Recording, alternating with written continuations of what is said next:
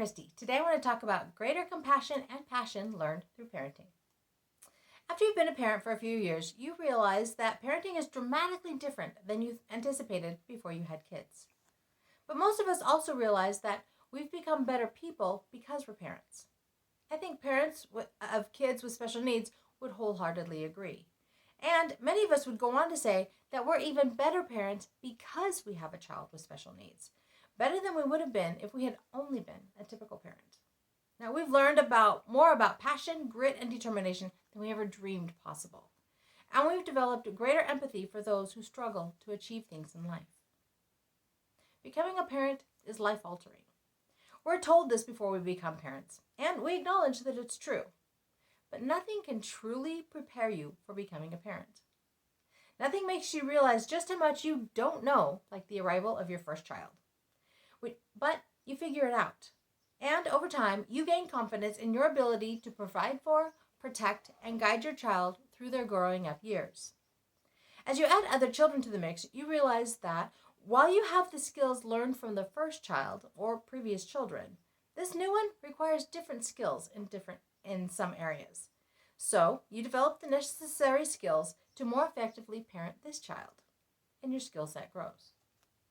Over time, you also discover that different ages require different parenting skills. Once again, you develop new skills and techniques to continue parenting well. The one guarantee through all of this, just as in all of life, is that what works for one child is not guaranteed to work with another. So, with each child you parent, your bag of tricks grows.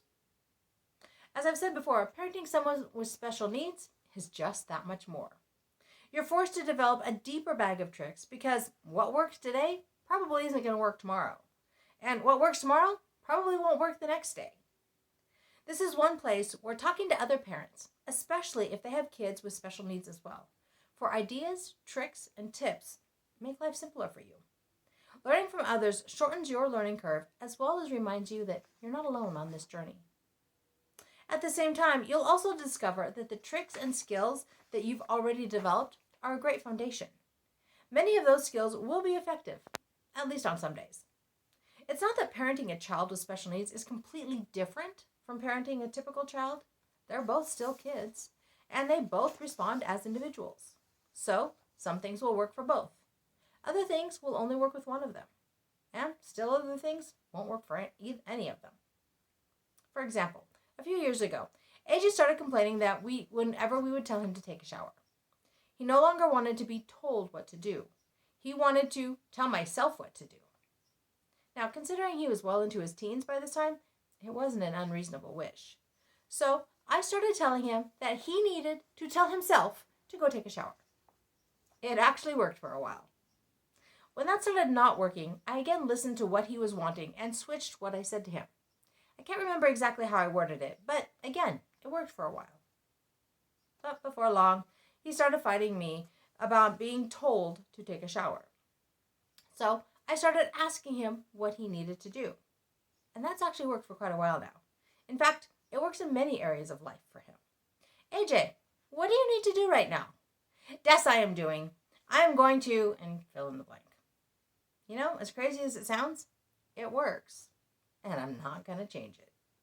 Even better, most nights, he now instigates taking a shower all on his own.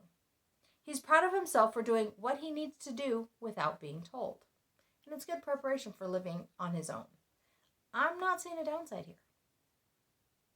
I've talked throughout this series about lessons that I've learned from parenting a child with special needs. You can skim through the other posts to refresh your memory. I've got a link to the first post of this series over on the blog. That's at www.havenofhopeforme.com.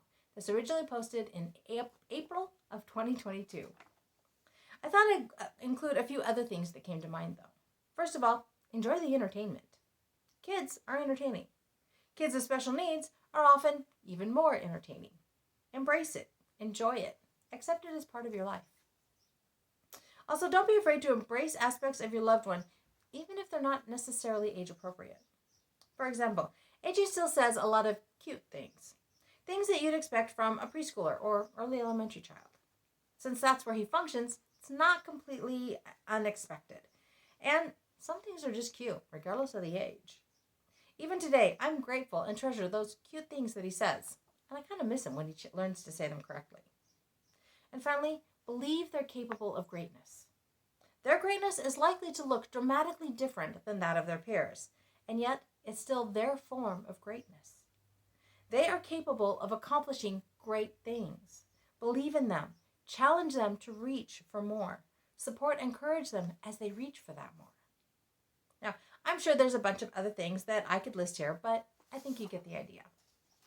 Parenting someone with special needs is not for the faint of heart. It's challenged me in ways I never dreamed that I would be challenged. I've accomplished things I never dreamed existed because I've had to fight for AJ. And I'm absolutely a better person and a better parent for having him in my life. I wouldn't change a thing. And I can't wait to see what the future holds for him. Look out, world. Here comes AJ. So my question for you this week is this. What lessons have you learned from parenting a child with special needs? I'd love to hear your thoughts. You can leave me a comment on below, or you can leave me a comment over on the blog.